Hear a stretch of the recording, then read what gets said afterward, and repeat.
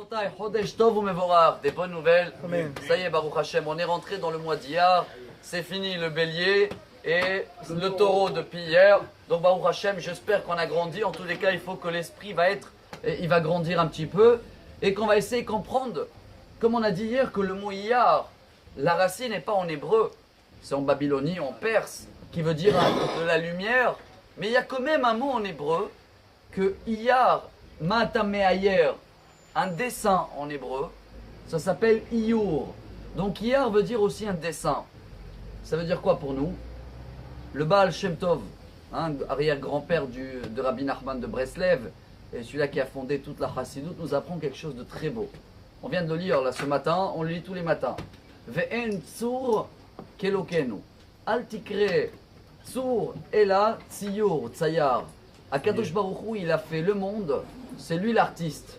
C'est tellement beau la nature que Hachem, il se cache derrière tout ce qu'il a créé et que nous, on a la possibilité de croire que c'est naturel. C'est dur de trouver Hachem derrière chaque arbre et derrière chaque envoi la mer, ou peu importe chaque chose qui a l'air d'être naturelle. N'oubliez pas, derrière chaque dessin, il y a un artiste. Ça, c'est le message d'Iyar. Mais pour nous, ça veut dire quelque chose de beaucoup plus profond. On a étudié ce matin cette Gemara qu'elle nous apprend, c'est une Gemara traitée Errin dans la 16e page. Que Akadosh Baruch Hu aussi, il se cache derrière plein de choses qui ça a l'air d'être naturel, et c'est dommage pour nous. Parce que si on arrive à le trouver derrière des petites épreuves, on a évité des grandes épreuves. Et la Gemara, elle te donne la liste des petites épreuves.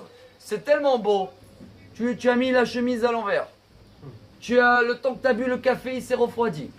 Tu voulais prendre 3 pièces de ta poche, tu as tiré 2 pièces. Donc le fait de remettre la main dans la poche, ou de redéshabiller, ou de réchauffer le café, ça s'appelle quoi? Une petite épreuve. Trouve que derrière ce petit dessin-là, il y a un artiste derrière qui voulait te faire payer sur toutes les fautes du mois dernier avec cette petite épreuve. D'où on a tiré tout ça? On vient de le lire, on termine avec ça en beauté. Uvracher Chodshechem, comment on a commencé la Hamida là tout de suite.